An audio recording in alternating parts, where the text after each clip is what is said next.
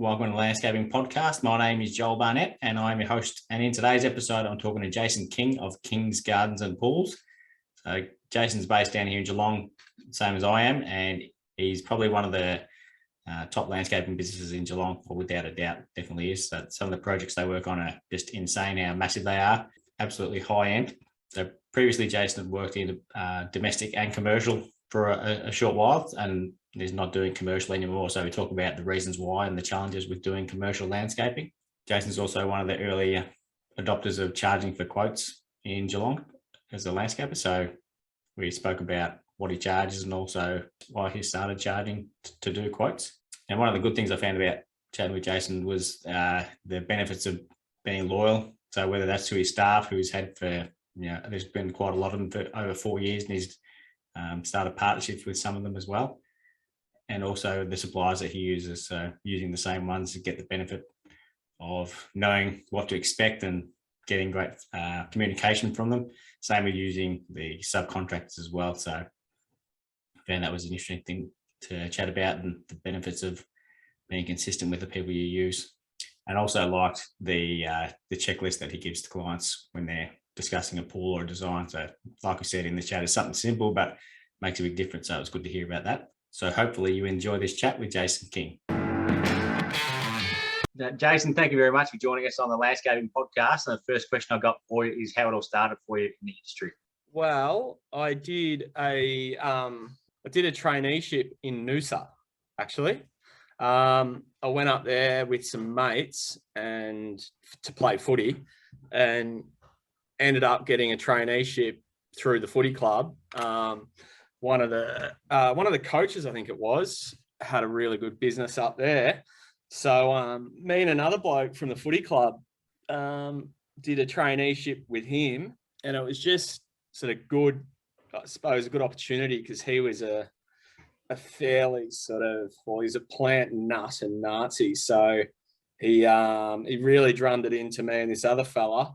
And then, once I did that, I flew the day after I got qualified, flew straight to London and took on a job there, worked there for, about a year and a half, and then Edinburgh for 2 years after that, just laying flagstone pavers, like this huge Indian sandstone in modular patterns.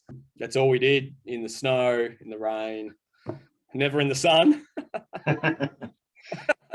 I did that and come home to Melbourne, and I was working for a fella up there called Dave. He had a good little business on the side. He was an osteopath, but I met him at the Spread Eagle in Richmond at a pub there, and he got to know a lot of the publicans in Richmond. So we did all their beer gardens in Richmond, and then he got out of it, so I just did it by myself, I guess, and the rest, that's it. Just sort of went on from there, and it's probably been, I think, 12 years now since I started it, maybe a bit longer, somewhere around that. Noosa's a nice spot to start off with. How old were you then? How old was I? I was maybe 21 or 22. Yeah, I reckon it'd be about that, 21 or 22.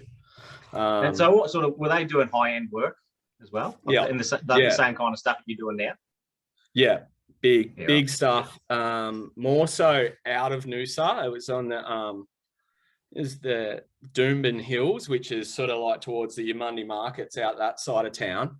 A lot of places up there that all have pools, that all need like big rock retaining walls around them, heaps of drainage, lot different plant selections than what you'd use down here, obviously, but the scale of the work was very, very similar. And then a lot of stuff in and around the golf courses as well they did, and Witter Circle, some of the nice houses there were good to work on. Obviously they had clients that really wanted to make something of their gardens, so I guess bigger budgets and good views to sort of work to, which was awesome fun, really good fun to work on those jobs. So I could go back up there and try and kick it off up there again, actually. Especially come winter, it's not a bad time to be up there. Oh yeah. So, Good, so you've mate. gone from Noosa to London and Edinburgh. So there's a bit of gone from one extreme to the other. So what was It's a bit like that. Was it eye-opening seeing the different way they do things there? Yeah, it was different because sort of like our skill set in Australia, you sort of have to know everything. So, you know, you're a decent paver, you can build a deck if you have to, concrete, irrigation, all that sort of stuff. I was sort of lucky with the guy I work for because we did a lot of rendering as well. And I just sort of picked it up naturally, like, however. And yeah, so we got to London, and the lady actually that I worked for, her name was Jo. She had a florist store in Shepherd's Bush. So that was like front of sales. And she had a design business on the side. So yeah, me and this other fella got the gig with her, and basically she'd design it and we'd go and build it. But what she was used to doing was she'd get the Polish lads in to do the demo. Then she'd have to get concreters in. Then she'd have to get block layers in, then, like all these different trades. So the projects took, you know, twice as long or longer. And then we sort of turn up and we could do everything for her in a short amount of time, because the yards, we did a lot of work in and around sort of like the Notting Hill into sort of, I guess, Chelsea, that loop of London, and Kensington, that area. So, you know, they're very tight blocks and plots almost. So I would have huge jobs, but they were all like really good from like a skills point of view for a young lad trying to improve, because we got everything. So we'd do all the block laying, all the bricklaying, rendering, the whole lot. And because I'd only done a 12-month traineeship, you know, you only get a certain amount of turns at the good jobs, I guess, when you're, you know, the first bloke on the line. So getting over there and sort of threw myself into it. Yeah, it sort of forced you to learn, really. So we got the hang of it pretty quick, and it was good fun getting the tube to work and backpack on the back, and that was it. Did you go to any of the garden shows when you're over there, or you weren't as interested? No, I didn't, mate. Work was just a means to go to the pub, I guess. Go traveling. So yeah, that was the extent of that over there. Yeah. So when you were working for the fella in Melbourne, when that finished up, did you start Kings then? Is that when you went out on your own and started your own thing? Pretty much. There was a builder up there, Pete, someone. Anyway, we did a bit of work for him, and then it sort of just kicked off. I remember there was a nursery in Hawthorne called Going Green. I went in there and introduced myself and gave them some business cards, actually, and a photo book of jobs we'd done. And a lady in there just steamrolled me, basically. Just each time someone had come in to buy a pot or a plant, we need a landscaper, and they'd give my name out. And, you know, the work, especially in those areas, because a lot of the people that live in Hawthorne, I found their kids go to school there. So it's sort of like a small town in a big city. So the sign on the front gate worked really well, and it just sort of, you know, picks up momentum. And that was pretty much the same down in Geelong, really. We were in Melbourne for about 5 years, in and around that sort of Hawthorne area. And we were in Bali for our honeymoon, and I said to Steph at the time, like, I'm not driving back up to Melbourne when we get back. Just the traffic was a nightmare going up there. Were you living in Geelong at the time? For about 6 months before we got married, and I was going back up. We had a big crew of lads working in Melbourne, and it's just, the traffic just drives you mad. So yeah, we had a little house in town in Geelong, and again, I just put a sign on the fence, and, you know, soon worked out that there was way more work that I could be doing down here, not driving up there. So we had to sort of restructure everything with, you know, the company and a lot of stuff with guys that were working for us up there. You know, we had to introduce travel into their salaries and stuff, because the place of work was then Geelong. They didn't want to do that. So it wasn't messy. It was just had to sort of cradle it along and manage it through. And then yeah, down here, it got busy pretty quick, and then yeah, it's just sort of just turned into, it's almost like a bit of a lifestyle, our business. Like, because I've never had a proper paid job as such. I did the traineeship, and then everything else has just been a subby or like for myself. So it's all we've ever really known or done. And yeah, just lucky enough that I've had some good blokes that have worked for us along the way, that have now come on board as partners in the business, which has been really like fun, like really enjoyable, having good people, good mates, but people that are as driven like as us, not just, nothing's about the money. It never has. They enjoy their lifestyle, I guess. And yeah, that's sort of how we try to like paint it, or I mean, it's not how that's just it. That's what we do. So it's been great having Tommy, Rowan and Drewy come on, and yeah, they're all sort of dominating in their areas and doing really well. So it's good. So going back to when you started off, how did you get staff on initially? Were you doing it a little bit by yourself first and then you put someone on, or did you have someone on straight away? Yeah, I had another mate that was doing a fair bit with me, and then just had to, yeah, I think I put something on Seek, or maybe it was even in the newspapers back then, you advertised. Yeah, and yeah, they just joined up, and it's a different ball game up in Melbourne. Like when I was up there anyway, it was very the difference between Melbourne and Geelong was worlds apart. In what Down way? to Geelong, I just found Melbourne very, very professional, very, very professional, very fast paced. And the businesses up there, I find, are, what would you say, like good businesses. They market well, they present well, they understand marketing, they understand the business capture of it. And then there's, the landscaping is the skills part, and the grunt force is done behind the scenes, but the bigger picture is the business. And up there, I found that very prominent, and it was sort of a good way to sort of learn for me to see, I guess, how the big guns operate. But yeah, coming down to Geelong was almost the reverse of that. And that's not a sly on Geelong in the slightest. It was just, yeah, Melbourne was so far in front in terms of that. Yeah, I guess marketing and business presence more so than down here. But yeah, makes sense. That's lifestyle in Geelong, because crew just get work down here. You don't have to be in magazines. You don't have to be doing all this stuff.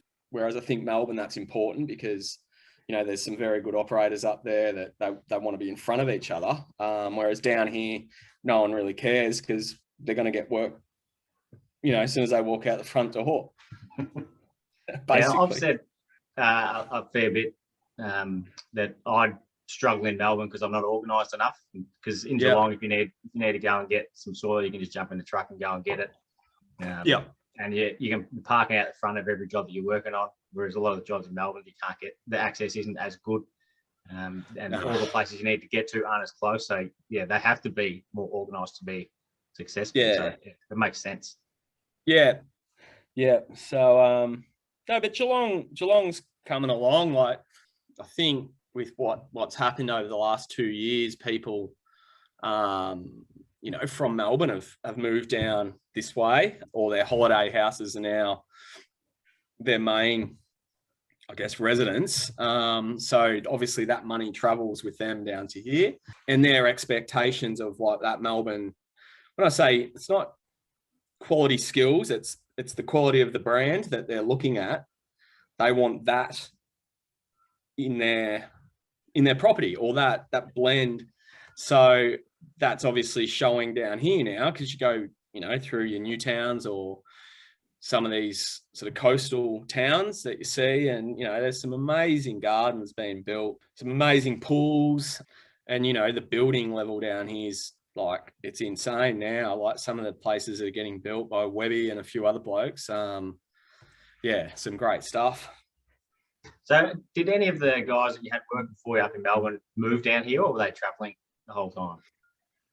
They came down. They travelled, not for long though. Not for long. Yeah. It was pretty quick. It was actually, I reckon it was only about a month. Yeah. I sort of had told a lot of them before we actually made the move that it'd be happening. But I think once we got overseas and had a bit of time out on the honeymoon, it was just black and white. I'm not going back up to Melbourne. So I'd rather work in a pub and pull beers than drive up that road. So it was pretty clear cut. That's what was happening. And yeah, it's been good. It's always hard. I think it's hard to get guys down here. It's near impossible, but we've been lucky to keep guys. Like Tommy's been here 8 years. And then there'd be at least half a dozen boys that have been with us for 4 or 5 years. And yeah, others maybe a bit more, but it's always, the same mix of blokes we've retained for a long time, which is good for us. Like we take stock of that. We try to make it as free to them as possible. So, I don't get involved in the nitty gritty of it as much. Tommy or Nath or Sam, the foreman, have got free reign. The expectation from my end is it's just built to, everything's engineered these days because every job we do has got a pool in it. So we get everything packaged up in the one job. So it makes life very easy for the boys. They just work off the engineer's design, and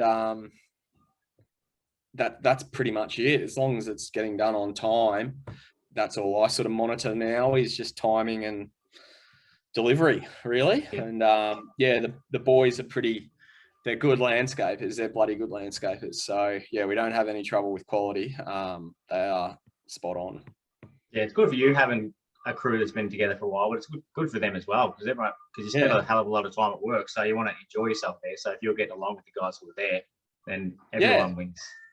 Yeah, it's sort of it's not at a point where we say, as long as this gets done, we don't care what hours you do. But it's very, if one of the boys wants a long weekend or whatever, it's not, no one's keeping track of we keep track of hours, but it's not you owe assist. It's just, go for it. Steph and we like to go away for a couple of weeks through the year. So, every year at the Christmas party, I say to the boys, take your holidays. Like, you're no good to us if you're working every day, because they're just spent.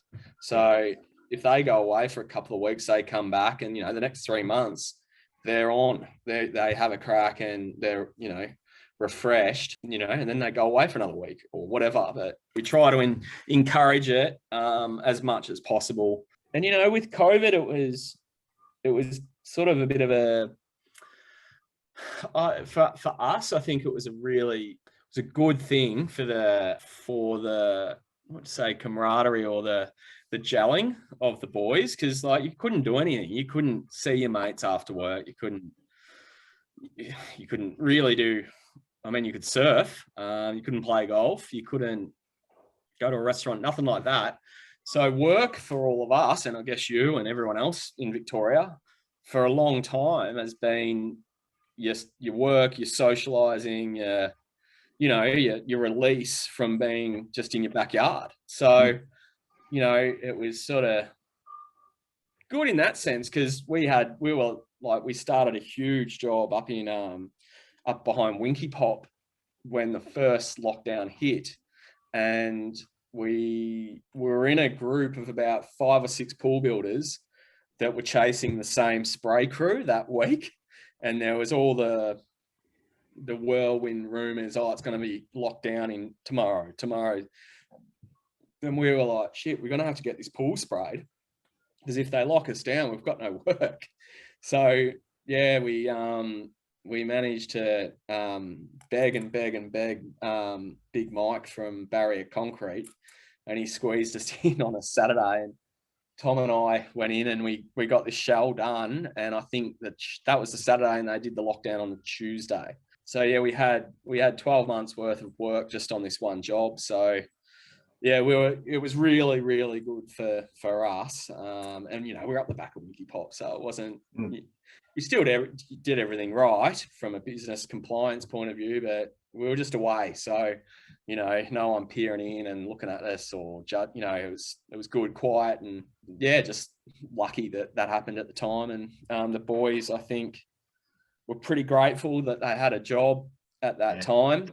It was, in a way, I think, before then people had it very easy, like they, because the demand's so strong. But I think it showed a lot of the guys the importance of having stable work and appreciate having a stable workplace, which was great. Yeah, no, it obviously it's not been good with COVID, and it's really bad for the industries that have been hit hard. But if you can look at it positively, then that's a positive, I guess. Yeah, in Geelong especially, we've been, and regional areas, landscape has been extremely lucky. This hasn't been as bad as Melbourne. And if you've had we were lucky enough as well at that first one, we had a job where the client wasn't living there, so because that was the only one you could work on. So yeah, there's been a lot of luck, but being one of the other harder hit industries, I don't know how they survive. Oh yeah, like we're down in Lorne 2 weeks ago. Steph and I went down there and we had dinner at Coda upstairs at the pub.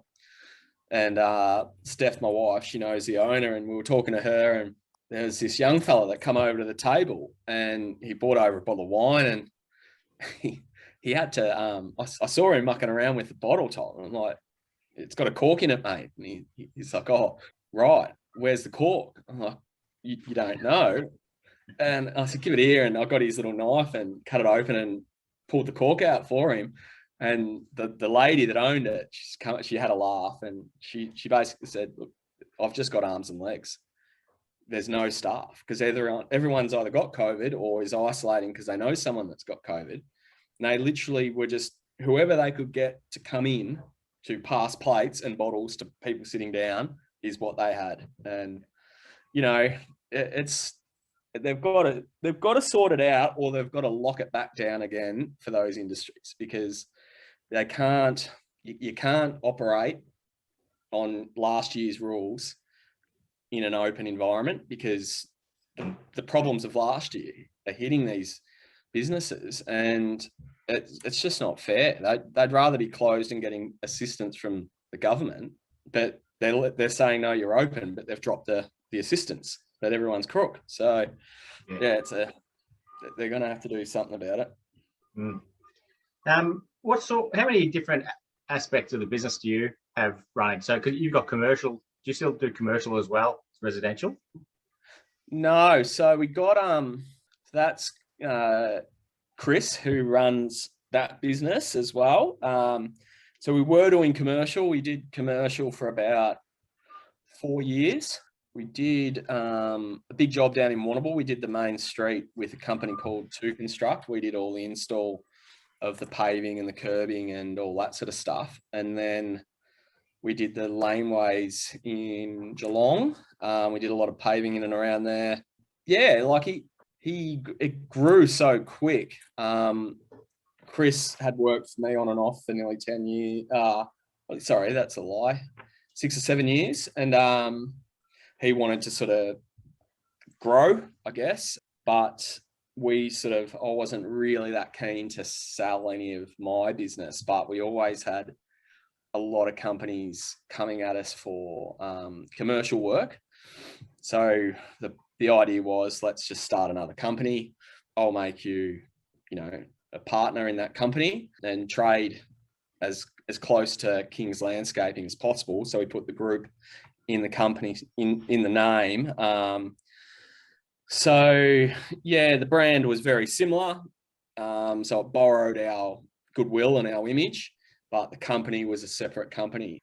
And we were going, like, there's no worries with the work. It was just that world of commercial, we didn't like it. So the picture of what, we saw, and we brought in, like consultants and stuff like that. And we were at the point where it's sort of like we had to do up our own sort of EBA and all that sort of stuff, and really invest heaps of money into that company to structure it up because of where it was headed and in that space. But yeah, it just got to a point where we said, nah, this isn't like a landscaping or a garden company. This is just a company that's got HR. It's got all the issues of a big corporation that, like, I'm not interested in at all, and nor was Drewy.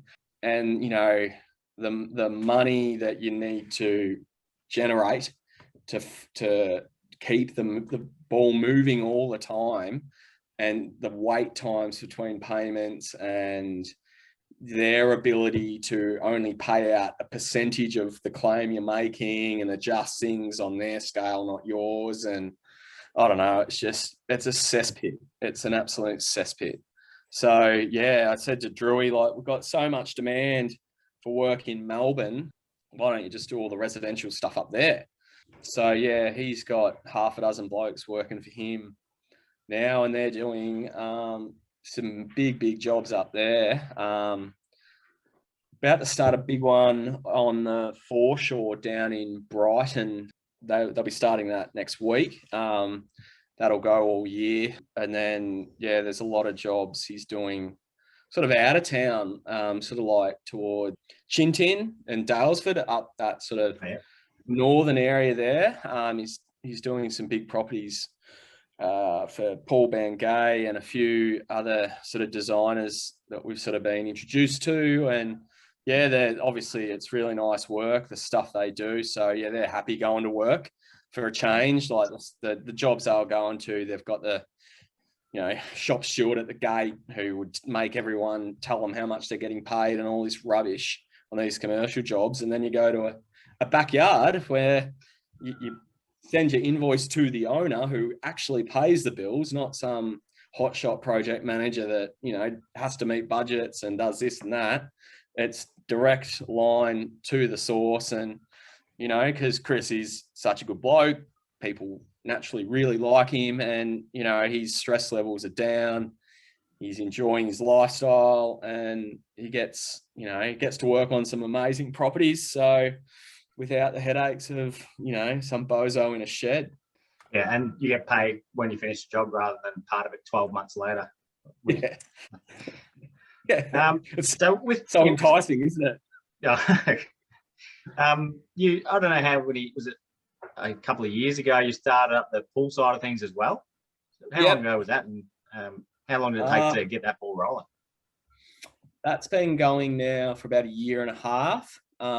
It had its first full year of trade last year. So I think we built, I think it was 3 pools in the first sort of 6 months. And then, yeah, we rolled over to last year.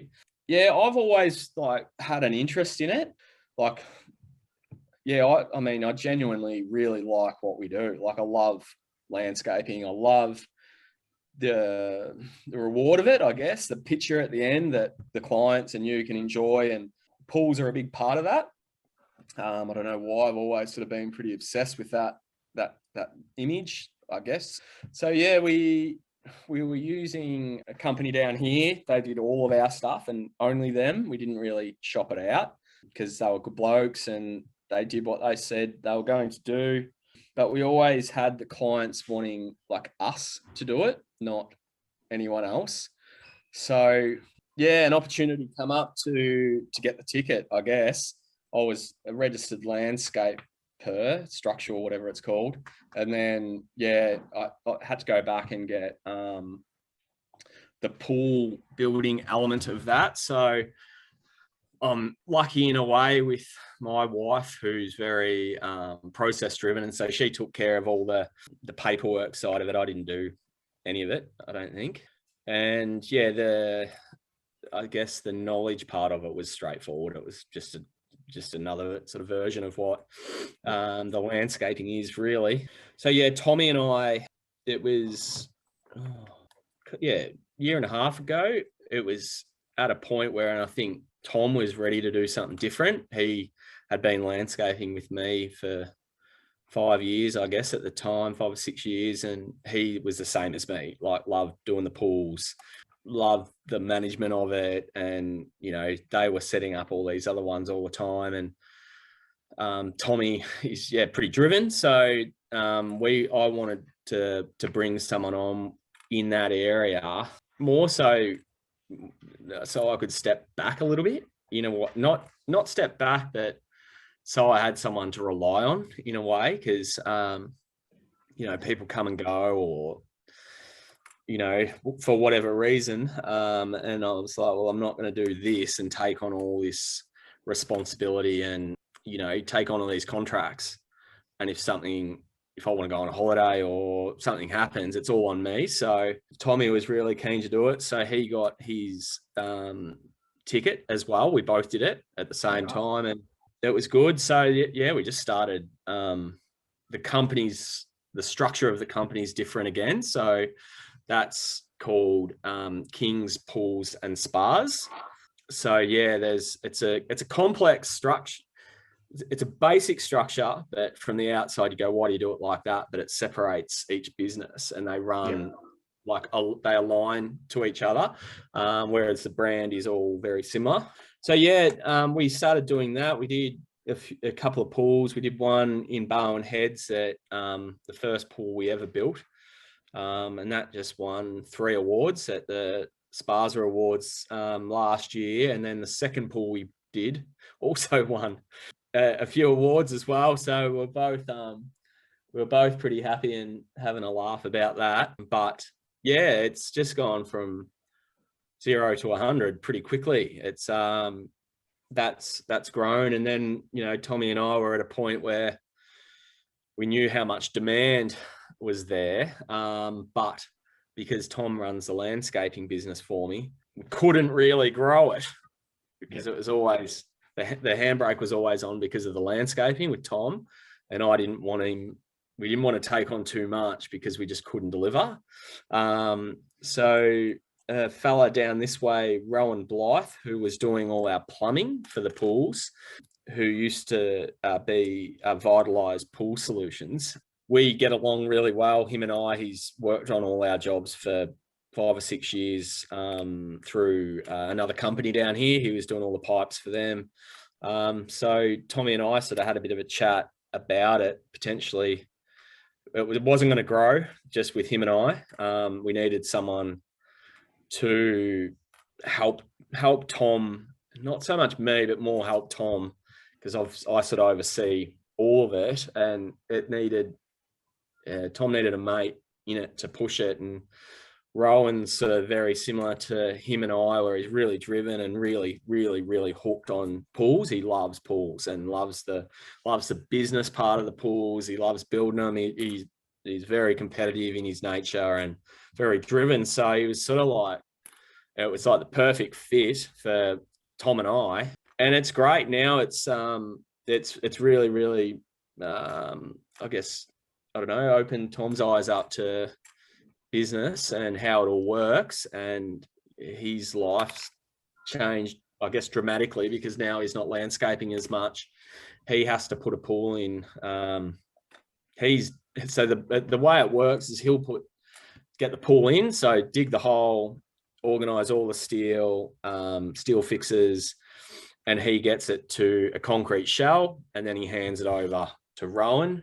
And Rowan's got a team of 3 under him, Timmy, Taj and Alex, and then they'll go and sort out all the plumbing side of it. So Rowan's in charge of pre-plumb, in-floor, equipment, pipe runs, handover and issues, I guess you would call it. Generally, the tinkering with a pool is a pump's dry, or, you know, just little things like that. So he can sort of troubleshoot that, and his team under him will be doing the hands-on. And Tom sort of just goes from pool to pool, really. So he keeps 2 weeks in front of Rowan, and they've got to do that now to the middle of next year, which is good for them. They're busy as, and there's some really awesome pools coming up, like some amazing lap pools that we've got coming up, a lot of big infinity pools with great views, and it's just it's exciting every time you go to work. It's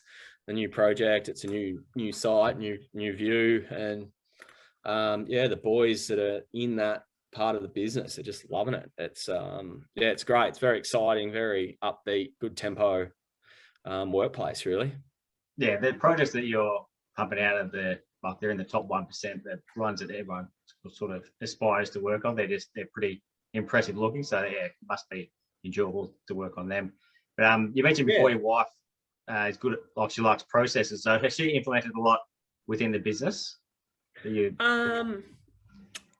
Yeah, so Steph, naturally, she used to work for the TAC and the Department of Justice.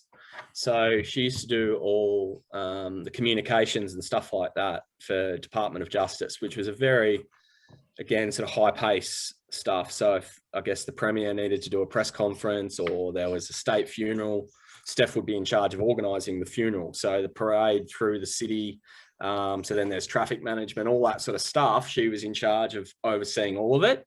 So I guess it's been good. When Frankie was born, she obviously wasn't working, so she'd just be at home, and I was doing everything before that. So I'd have to do all the permit applications, all the contracts, you name it, everything. Quoting, invoicing, following up, the whole lot, which I was actually really good at, but it's such a big job in itself. And then I had really no idea what Steph's skill set was. And yeah, I think she just sort of started doing stuff for me as like help, I guess. Like, can you do this for me today? Like follow up with this or pay this person or do that. And then she sort of started looking at stuff, I guess. And, these contracts are no good. They should look like this, and yeah, her ability to declutter, I guess. And not so much when I say process, we don't follow the idea of like, we need a spreadsheet for everything. Nothing's done that way, nothing. But it's organized. So more like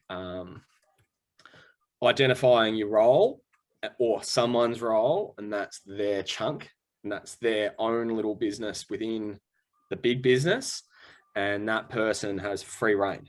Steph sort of works in those little splinter businesses within our structure, I guess, and has created our own version of, I guess, the spreadsheets and the processes. And yeah, it's like it's happened as a nuance almost. Like I've had nothing to do with it. She's done it all. And, there's 4 girls that work in the office when we're bloody allowed to. And yeah, the boys sort of follow her lead. So she's sort of like the pace setter for the pools. So I sort of oversee or am part of the initial contact, the design, I guess more of a sales, if you wanted to label it, role. And then, I'm on site every day. I go out and see the boys every day to make sure everyone's moving at the right pace and just catch up with clients all the time. And then once that's done, Steph sort of takes it over. So she'll work out, once the quote's done, she'll then do the contract. She organizes the soil test, the engineering, and then puts it into the program for the boys to then look at scheduling. And then, yeah, basically the boys just get a package, which will have, all your documents of the design, the engineering, the permit, OH&S, all that sort of stuff. And it's just given to them, and then they get it out on site and implement it. So the guys are like the tools of Steph's machine in a way. So yeah, they know when to be there, who's going to be there, how it's going to work. And it's very robotical from there. And yeah, it's just ordering in the background. So I take care of the tile aspect of the pools. So we work pretty closely with Joe from Geelong Bath and Tile. Do you know Joe? No, I know the company, but I haven't dealt with it. Yeah, so he's a really good bloke, and he's a really good operator. So I'm sure they're not the cheapest, but we've always sort of been not interested. That's not the right word. I guess you can buy cheap pavers, for example, from anyone. And I would assume that Eco Outdoor would be the most expensive of everyone. However, they've had a very, very good salesman there since my Melbourne days, who I dealt with when I was in Melbourne. His name's Rob Lutton. And when I come down here, he was obviously trying to get into the market, and him and I have remained really good friends, and he's just a workhorse. Like, you send an email, Rob, how much is this limestone, or how much is this? You get an email back with the amount of it at both trade and retail. You'll get stock amounts of what's in Australia, and then you'll get stock of what's coming into Australia within 5 or 10 minutes. And when you say, we need it delivered next week, you'll get a follow-up email within 2 minutes that will have their transport and liaison part of their business, which is all theirs. It's not subcontracted out.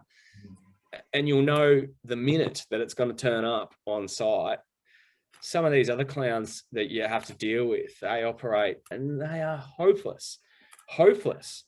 The money that you save by going, like, you might save $2 or $5 a meter, but they won't even be able to tell you what day they're going to deliver it. And some idiot turns up at 7 o'clock at night most of the time and drops it off and goes.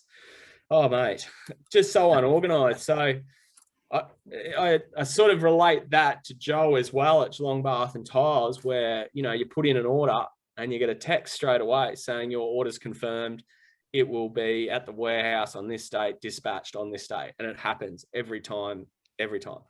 So that's sort of been, I don't know if it's not a success. It's just, we're not interested in problematic business solutions, I guess. Most people just want communication. Because I know exactly what you mean about the other paving deliverers, because I was trying to get some pavers. I rang up on a Thursday. I said, when can I get them? They said, I will let you know. I didn't hear anything back, so I rang him again on Monday, left a message, didn't hear back. Then I rang again on Tuesday. He said, I'll let you know. And then I said, I'll just come and pick him up myself. And they said, oh, sorry, we contacted the delivery guy, but they said they don't know what day they can get there. So you could have just told me that. Yeah. That's all you need. So that sounds like that's what Rob and Joe do. They just let you know and keep you updated. So you can plan around it. Yep. And their systems, I'm sure it costs them, you know, a lot, because they've had to buy a truck. They've had to buy a warehouse with forklifts, and, you know, but in a sense, that's a good business. They've invested in the business, and, you know, they know that that's a strength, because, I mean, we only buy off Rob and we only buy off Joe. So that's been the case with Rob for 10 years and Joe since we've been doing pools for a year and a half. Again, like, it's not about the price of it. I'm sure they'd be somewhere near the money. They're not going to be stupid expensive, but you just get unbelievably good, reliable service all the time, which is good. Going back to when you're talking about the packages that the guys get when they start a job, is that on an app that you use? Do you guys use an app for projects? We have Crew Tracker. We use that, but it doesn't get used that well. We're probably a bit old school in that sense, where I'm the same and I know Tom's the same. We want to see it. So, like, you know, instead of on your phone trying to zoom in on engineering and stuff, it's all just printed. So, you know, you're trying to eliminate any misses that you could foresee. So everything's there, black and white. It's you can't really muck it up that's our thought process anyway. Like, so yeah, we have the app version of it as well. We do run an app which is the Crew Tracker. It's sort of good. The boys don't really like it, I've found.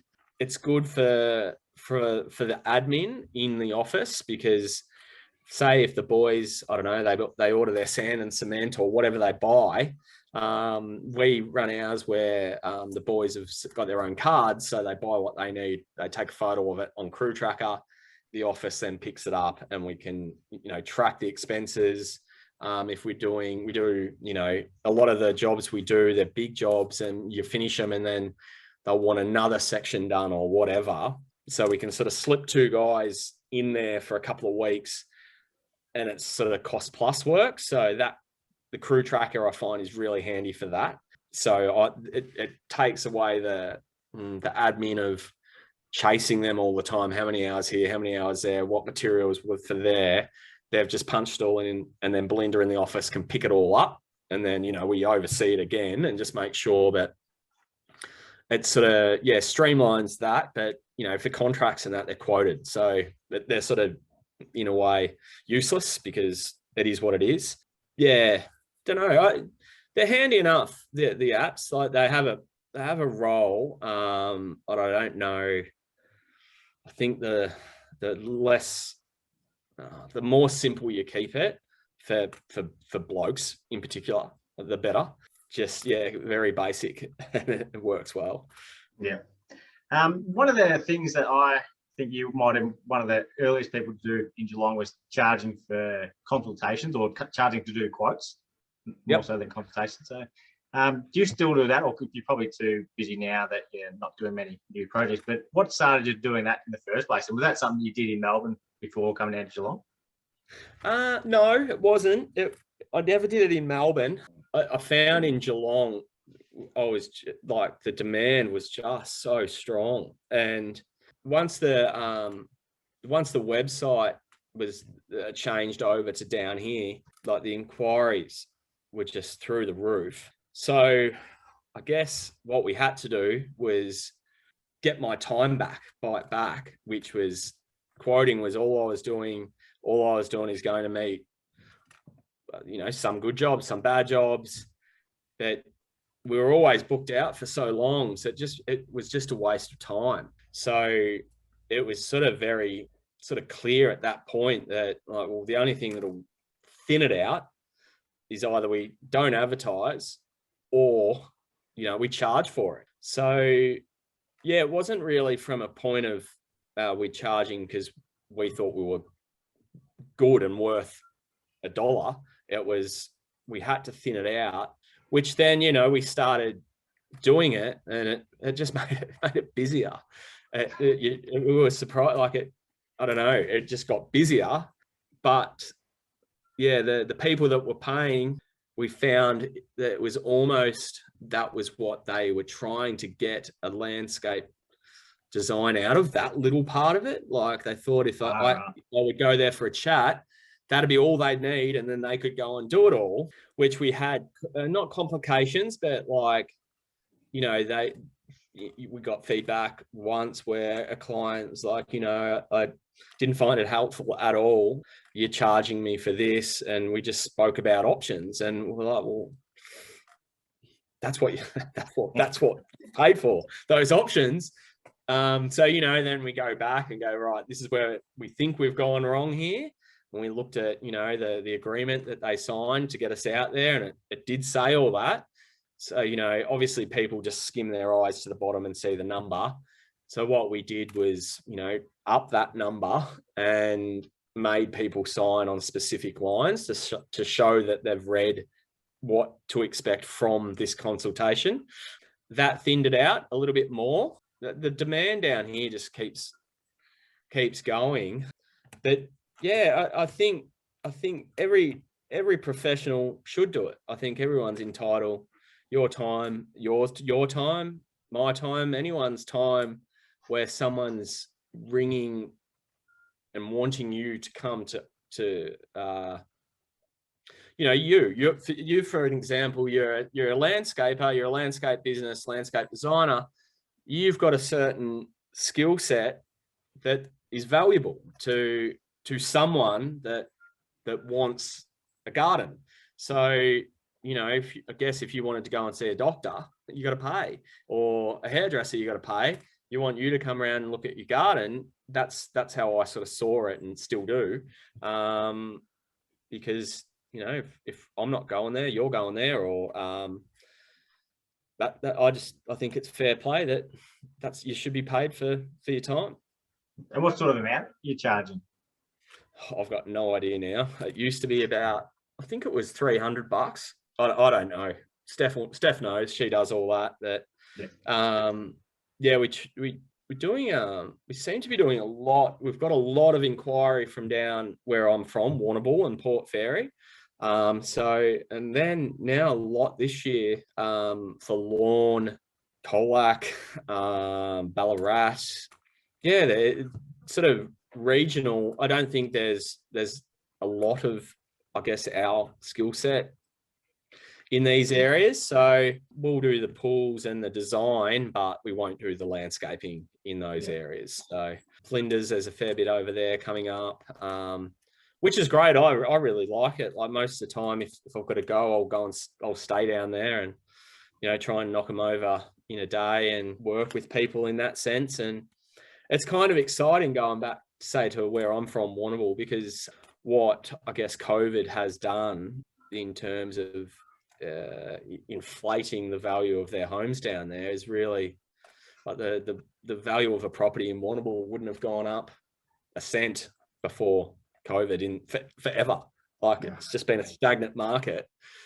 Now all these people down there have got houses that are worth, you know, quite a lot of money, and you know they're equity rich, and they want, you know, I guess what the big city people have now down there because they can afford it. So it's cool going back and working with, you know, mates, I guess, or people I know, and these houses that I never knew were even in Warrnambool.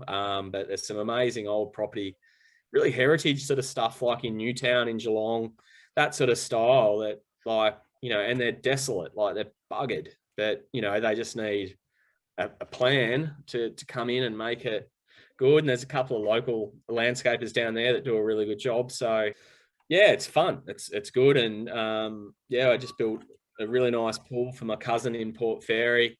Beautiful setup. Amazing setting that overlooks paddocks with cows in it. And it's like you'd see how happy they are with their kids and the neighbors' kids and the neighbors' kids' friends' kids, and their house is like it's like a public pool, because no one down there has got this stuff that, like, no, when I grew up, if you had a pool, you're a movie star or you're some rich person from another planet. And now, it's starting to make its way down there. It's good for the town, and it's cool that we can be, I guess, one of the providers, or, you know, one of the people that are able to deliver it down there. Yeah, and it sounds like it would be a bit like when you start out with Hawthorn putting a sign on the fence. The same thing will happen doing the pools down in Warrnambool. Like when they see them, everyone will want one, and they want them. They go to. Yeah, it's like that. Even Melbourne's the same. Like Tom doesn't want to go to Melbourne at all. He hates going up there. But, like, again, we've got a lot of demand there, and he's like, I'm telling you, put a sign up out the front, it'll happen. But yeah, we've got a really nice project coming up in Kew, which will start in the next, hopefully, 3 months.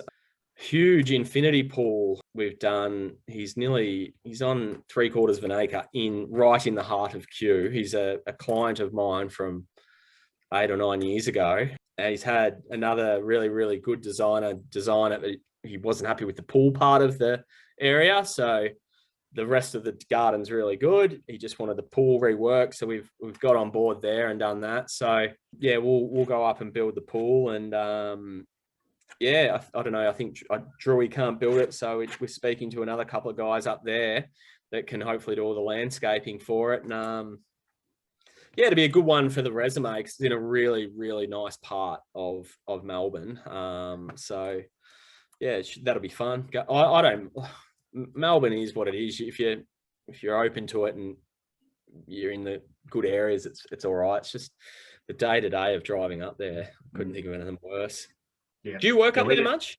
No, we did a job in Baldwin. I didn't do one last year at all, but we did a job in Baldwin, and it took us on a Friday when we finished one night. It took us 4 hours to get home because there was a car accident. So it's just, it doesn't take much. It's just, and so you work.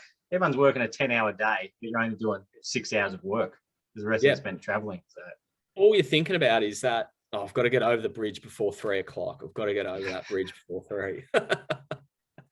So do you do, I a lot of the designs for the pools and also the landscapes yourself, or have you got like landscape architects in the team? So we've got three, two full-timers and one part-time. So yeah, I generally will do. It's different now. I used to do it all and then hand it over to them, and then they put it into CAD and do all that with it. Whereas now there's a lot of jobs that come up. The girls sort of pretty clued on to Linda. One of the girls in particular is very good. They're all very good, but she's got a good eye for it. She's very good with, I guess, composition and stuff. She can see it sort of like how I do, I guess. It's been different with her because I guess a lot of ideas you seem to get about stuff, unless you travel a lot, which you can't at the moment. A lot of it, I guess, comes from what you see online or perceived ideas in a way. Like, I guess the house to us presents itself, and that's what will go on is, you know, you look for their view, where to put the pool, you get it in the right spot, northwest facing, all that. But your view lines are very important. And then, you know, it's how you address their brief. And, you know, we sort of take a more practical approach to a brief, where if they want, you know, a pool, a bar, a fridge, retaining walls, feature walls, all that sort of stuff in their request for brief that we ask, we've got a box ticking process. So, you know, we say, you know, what do you like about your existing landscape? Some people say nothing. Some people say, oh, the lemon tree is really good. This tree is good. We want to keep that. Okay, what do you want? Do you want a fire pit? Do you want a basketball ring? Do you want veggie gardens? All that. And they'll itemize it for us. So when we then take it over for the designers, when we're looking at it, that gets printed out, and basically we have to box tick. So my father-in-law used to own a very, very successful real estate business down here. They had, they were called Guy's Real Estate. So it was Hayden's of Ocean Grove, Ballerine Property in Barwon Heads, the one in Drysdale, one in Leopold, as a consortium. And he, you know, often talks about business, and he would say, you know, when you're selling a house for someone, you know, they can get upset because their house isn't selling, for example. So what he would do is go, well, here's your marketing costs, which would be $2 or $5 grand, whatever you pay for it. We will put your ad in the paper. We'll put it on realestate.com. We'll put signs up out front of our shop, and we'll do flyer letter drops around town. So that would give him the ability, if someone ever said to him, we're not happy with your service, we don't think you're doing enough, well, he could then go back to this list and go, well, I've put it on realestate.com. I've put the flyers out in letterboxes. I've put the signs up, and I've put it in the paper. That's what I said I'd do. And I've done that. Where have we gone wrong here? So, you know, from a landscape design, because it can be so open, and, you know, expectation of reality and budgets and everything like that, how long's a piece of string with budgets, you know, in a backyard that's on a slope? There's so many costs that they don't even see, which obviously you know about, and any other landscaper will know that. We've sort of tried to really formulate it into that box ticking. So, you know, if you want a pool, tick it. If you want a water feature, we tick it. And before the design gets handed over to the client, we make sure that we've included each one of their things in you know, this is very basic. It's not genius stuff to your listeners or anything like that, but just try to simplifying it has allowed us that position of, if they're not happy, well, we can go, well, we did everything you said you wanted. It's all in here. It's all where we said we'd do it, and it's within 30% of your budget. You know, and it's not about saying you're wrong and I'm right. It's sort of it's just voiding us of a bit of a situation where you can be, I guess, seen as under delivering. So yeah, that's pretty important, I reckon, that you got to give people what they want. Yeah, and it can just like because they may have unrealistic expectations, and that's what that shows them that they've want all these things with a low budget. Well, you can't do it. Yeah, and you would know. You can tell people whatever you want, and they can nod and nod and nod, but they don't listen. And if you can get that part in writing, so when they come back and go, it's so expensive, or on this day we said it'd be this amount, then you said that's fine, and you can trace it back. Just it's sort of like a compliance for your business that protects you from, everything's online, everything's word of mouth, everything's on Instagram or something like that. You just want to make sure that everyone's busy, and there's always problems.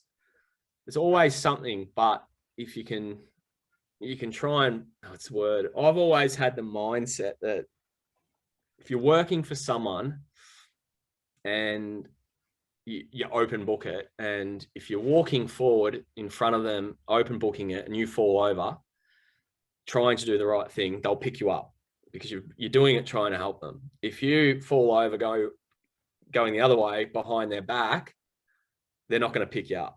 So that's, I guess, our whole thought process is just keep it all open, keep everyone in the loop, keep the cost open. And, if we make a mistake, well, we did it trying, and you knew, and you know what we're fixing tomorrow, basically. And it's just part of the 8 hours that we all go to work for. Yeah. Yeah. The checklist, it is a simple thing, but it's such a valuable thing to do as well. So I don't reckon there'd be a lot of people to do it. Whether it's for a pool or even just normal landscape project. So I reckon it's a smart thing to do. So what's coming up in the future for Kings?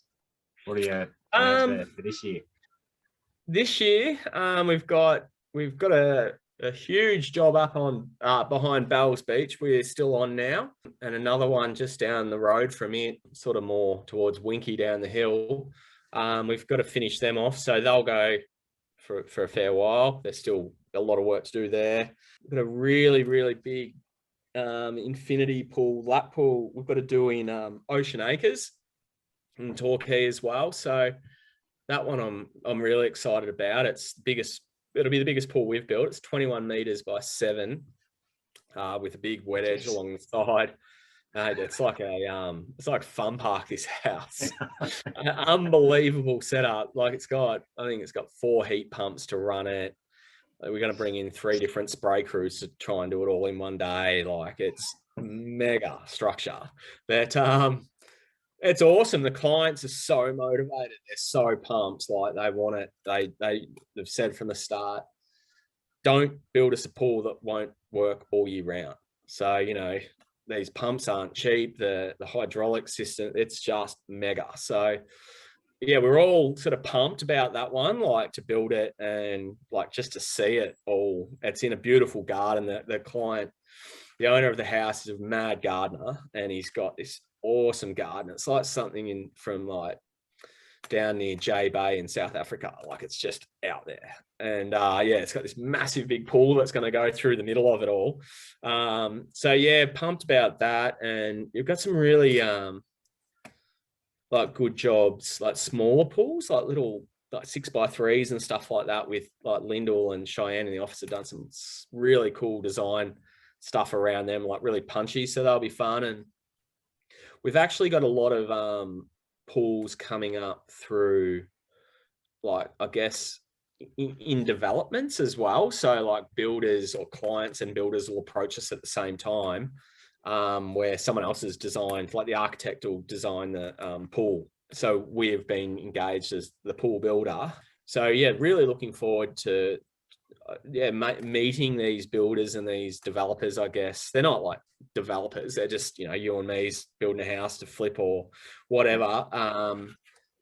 But big pools, like a lot down at we've got a heap coming up in Point Lonsdale. They're 2 huge big pools with sort of big stuff around it, like heavy, like concrete, polished concrete around one of them. But again, a beautiful setting in Point Lonsdale with all the tea tree and like just that bushland feel that Lonnie's got.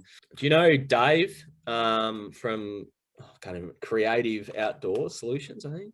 Anyway, he's a landscaper down in Lonnie. Funny bloke. He's a real good lad. Shit golfer, but good bloke. He's doing the landscaping on him. So yeah, looking forward to working with him and just working on stuff that's not so Kings driven. Like we're sort of a part of the bigger. We're a part of the bigger picture.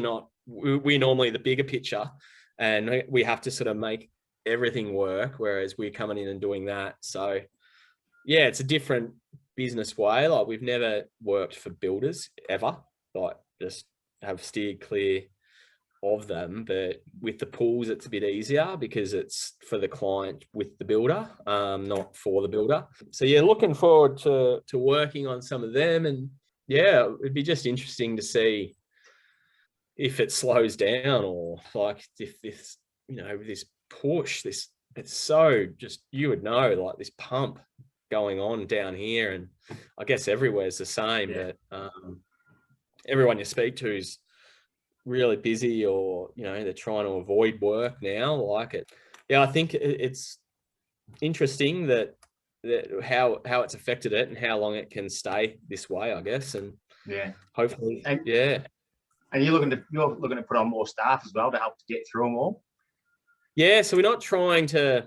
We don't want to start any more jobs. It's not about having more jobs running. It's just putting more fuel onto the fire. Basically, we just need arms and legs. It's that simple. Just the size of the jobs that we seem to do, like they go for like 12 months minimum, and that's for between 6 and 10 blokes, and electricians, bricklayers, builders, all these other people that are involved. But that's 6 to 10 guys of ours plus them for 12 months, 16 months. So you need like your hard doers, I guess, just blokes on wheelbarrows that are, or guys on a bobcat that'll go to one end of the property and pick up 20 bags of cement and drive it to the other end of the property. Like logistics on sites become another business within a business. If they're not set right, then the amount of time you can lose by just moving shit around, or the mixers 100 meters from where it needs to be, things like that, just it's sort of different in a way. So yeah, trying to keep that under control with like limited staff, you just go nowhere. And then yeah, obviously with the lockdowns, that was just painful for everyone as well. So yeah, we work. One of the clients we've got at the moment, he's a funny guy. He's from France, and he's right into his permaculture. Loves it. He's got the most amazing permaculture garden, I reckon, probably in Australia. It'd be right up there. Like it's on a commercial scale of produce. It's that big, and he's built it all from scratch. All the weeds that were in this paddock, he just churned them up and put them back through the soil. And him and his wife basically did it all. And it's on this northwest facing hill up the back of Bells Beach. So sunburnt as hell, windy as hell, dry as hell.